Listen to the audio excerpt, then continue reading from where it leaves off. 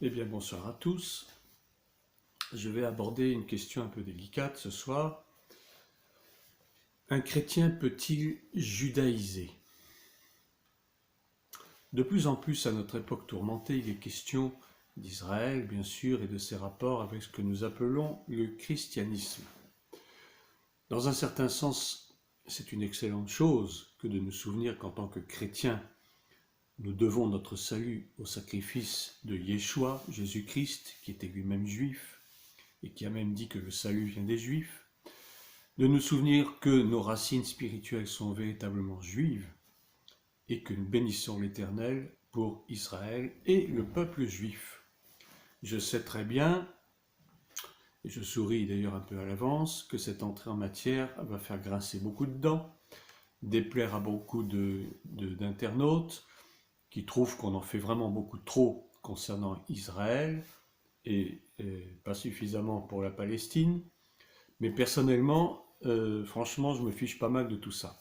Je dis, je répète et j'insiste pour dire qu'Israël est une bénédiction pour nous, chrétiens, et qu'au moins nous devrions reconnaître que si nous avons aujourd'hui l'immense privilège de pouvoir connaître la Bible, eh bien c'est grâce à tous ces hommes juifs, excepté Luc qui était grec, médecin grec, tous ces hommes juifs qui nous ont laissé ces écrits inspirés par le Saint-Esprit.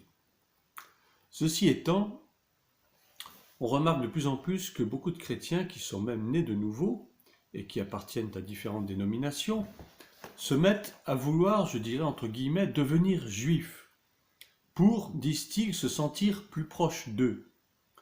Ce qui en soi n'est pas condamnable, mais ce qui est plus condamnable, c'est de vouloir judaïser, c'est-à-dire d'adopter jusqu'à l'apparence et les rituels du judaïsme ancien, tout en affirmant son appartenance à Christ. Ceci vraiment ressemble davantage à un judaïsme de façade qu'à une véritable conviction, que même si elle était sincère, n'aurait plus rien à voir avec une réelle foi dans le Christ de notre Bible. Même des pasteurs, des serviteurs de Dieu, et j'en connais personnellement, se complaisent, je dirais, désormais dans cette espèce de mode d'un certain judaïsme christianisé, entre guillemets, et ils poussent même parfois leurs fidèles dans cette même voie. Ils se mettent à porter la kippa, le talit, c'est-à-dire le châle de prière, ils apprennent des prières en hébreu, ils se font circoncire, et éventuellement circoncire leurs enfants, d'ailleurs ils le font obligatoirement, ils respectent toutes les fêtes de l'ancienne alliance, ils étudient la Torah, mais là je mets un bémol parce que étudier la Torah c'est une très bonne chose, moi-même je le fais, à condition toutefois que ces études servent à mieux comprendre et à expliquer le Nouveau Testament et tous ses secrets, Dieu sait s'il y en a, et non pas à se donner des fausses apparences de rabbins. Enfin, bref, ces gens se veulent plus juifs que les juifs. Et pourtant, la parole de Dieu n'ordonne pas et ne cautionne pas même ce genre d'attitude. On se souvient des fameuses querelles qui opposèrent les judaïsants de l'époque du Nouveau Testament, c'est-à-dire les chrétiens, les convertis d'origine juive, et les autres chrétiens, c'est-à-dire ceux issus du monde païen.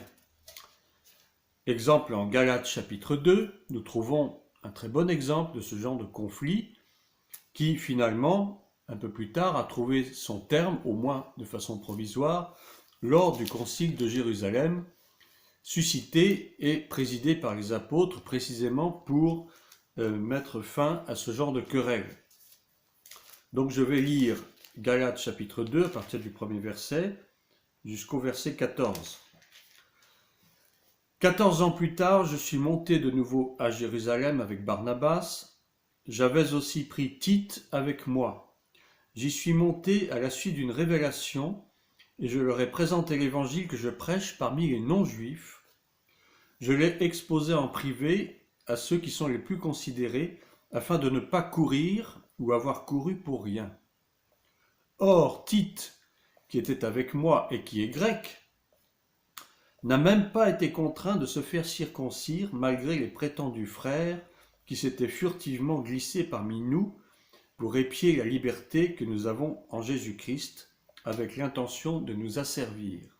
Les prétendus frères, justement, en l'occurrence, c'étaient des judaïsants. Nous ne leur avons pas cédé un seul instant, afin que la vérité de l'Évangile soit maintenue pour vous, c'est-à-dire vous les authentiques chrétiens.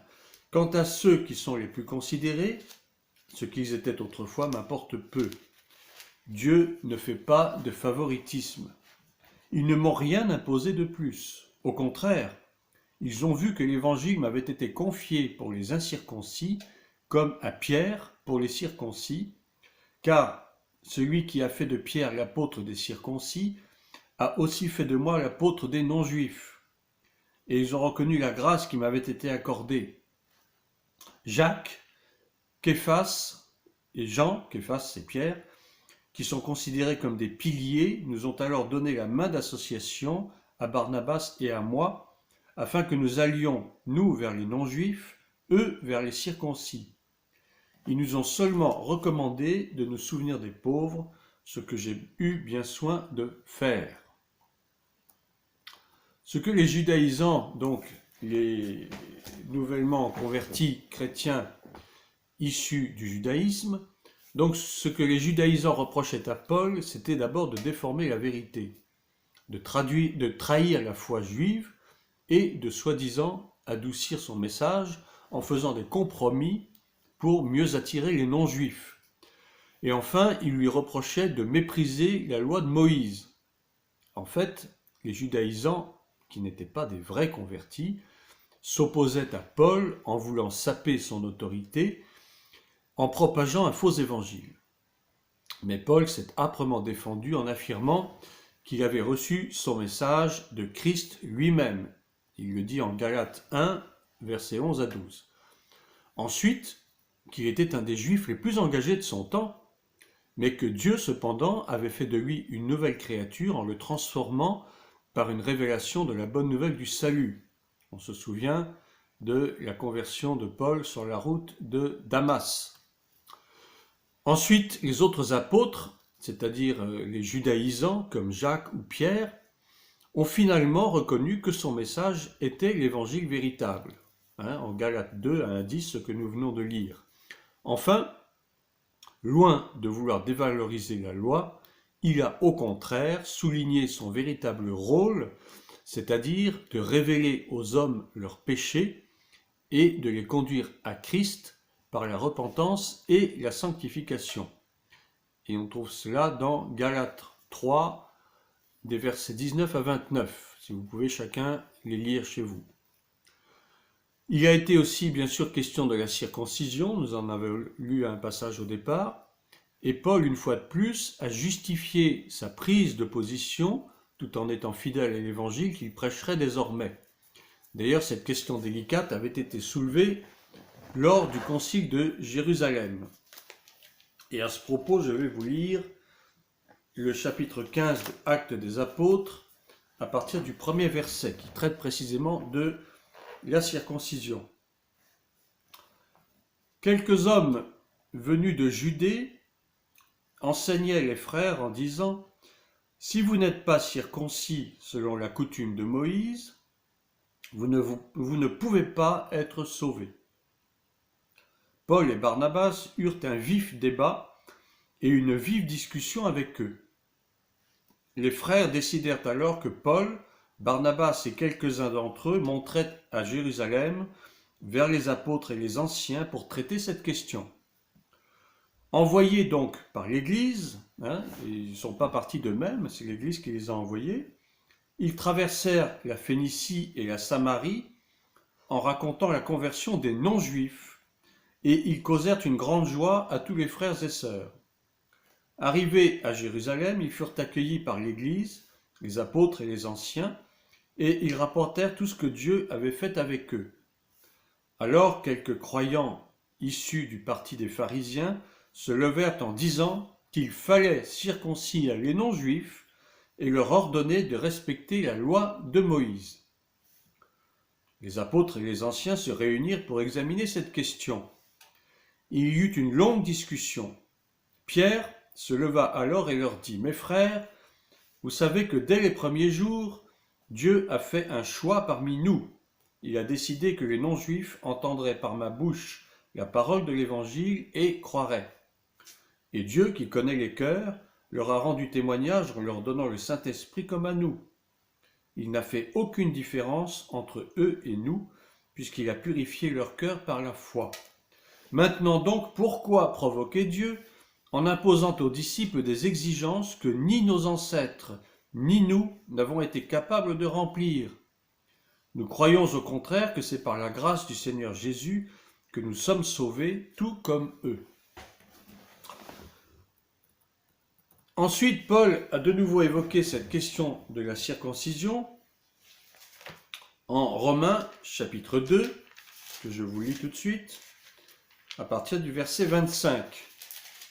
Romains 2, verset 25, qui dit ceci: « Certes, la circoncision est utile si tu mets en pratique la loi, mais si tu la violes, ta circoncision devient incirconcision. Si donc l'incirconcis respecte les commandements de la loi, son incirconcision ne sera-t-elle pas comptée comme circoncision? Ainsi, l'homme qui accomplit la loi sans être circoncis physiquement ne te condamnera-t-il pas, toi qui la transgresses, tout en ayant la loi écrite et la circoncision? Le juif, ce n'est pas celui qui en a l'apparence, et la circoncision, ce n'est pas celle qui est visible dans le corps. Mais le juif, c'est celui qui l'est intérieurement, et la circoncision, c'est celle du cœur, accomplie par l'esprit et non par la loi écrite. La louange que reçoit ce juif ne vient pas des hommes, mais de Dieu. La vraie circoncision, c'est donc celle du cœur, le cœur qui est renouvelé, transformé par la prédication de la croix de Christ. Il est donc inutile, voire même ridicule, de vouloir, pour des soi-disant chrétiens, la pratiquer ou la faire pratiquer, bien sûr en dehors des questions d'hygiène ou pour des raisons médicales. Si certains veulent en effet pratiquer la circoncision, alors il est nécessaire pour eux d'appliquer toute la loi. C'est ce que Paul dit. Et tous les préceptes, jusqu'au plus petit, jusqu'au moins important. Donc, qu'est-ce que signifie pour eux la mort et la résurrection de Christ? Ça n'a plus de sens. Certes, Christ n'est pas venu pour abolir la loi, il le dit lui-même, mais pour l'accomplir, ce qui veut dire la rendre parfaite, donc applicable par tous. Tandis que dans l'Ancienne Alliance, nul ne pouvait pratiquer la loi en totalité et être agréé par Dieu. Forcément, il y avait transgression d'une façon ou d'une autre. C'est encore ce que nous dit Paul en Romains 7, à partir du 4e verset que je vous lis tout de suite. Romains 7, versets 4 à 7. De même, mes frères et sœurs, vous aussi, vous avez été mis à mort par rapport à la loi, à travers le corps de Christ, pour appartenir à un autre, à celui qui est ressuscité, afin que nous portions des fruits pour Dieu. En effet, lorsque nous étions livrés à notre nature propre, les passions pécheresses éveillées par la loi agissaient dans nos membres, de sorte que nous portions des fruits pour la mort. Mais maintenant, nous avons été libérés de la loi, car nous sommes morts à ce qui nous retenait prisonniers, de sorte que nous servons sous le régime nouveau de l'esprit, et non sous le régime périmé de la loi écrite. Que dirons-nous donc? La loi est-elle péché? Certainement pas, mais je n'ai connu le péché que par l'intermédiaire de la loi.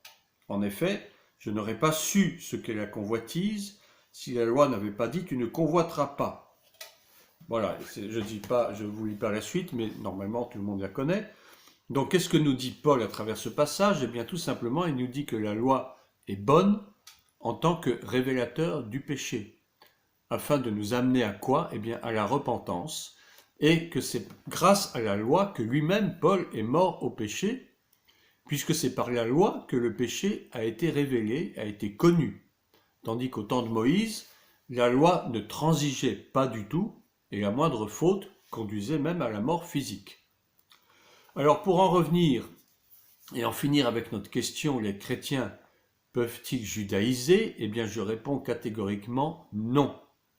Autrement, ils n'ont qu'à se remettre sous le joug de la loi et le sacrifice rédempteur de Christ n'aura aucun sens pour eux. De plus, il est insensé de vouloir ressembler à pour prouver qu'on est avec. Personnellement, j'aime le peuple juif, j'aime Israël, je soutiens Israël, ce qui ne veut pas dire que tout ce que font les dirigeants d'Israël est bien, mais ça c'est un autre problème, c'est un problème politique. Oui, j'aime Israël, tant pis pour les grincheux, tant pis pour ceux qui vont encore m'insulter à ce sujet. J'étudie la Torah personnellement parce qu'elle m'aide à comprendre les secrets innombrables de la parole de Dieu, mais je ne chercherai jamais à imiter les manières, les coutumes juives pour prouver que j'aime les juifs. Je n'ai pas besoin de ça. Tant qu'à imiter quelqu'un, soyons plutôt des imitateurs de Christ, comme nous dit la parole, car c'est lui et lui seul qui est notre seul et unique véritable modèle. Voilà, j'espère avoir répondu à la question. Soyez bénis et à bientôt pour une autre vidéo.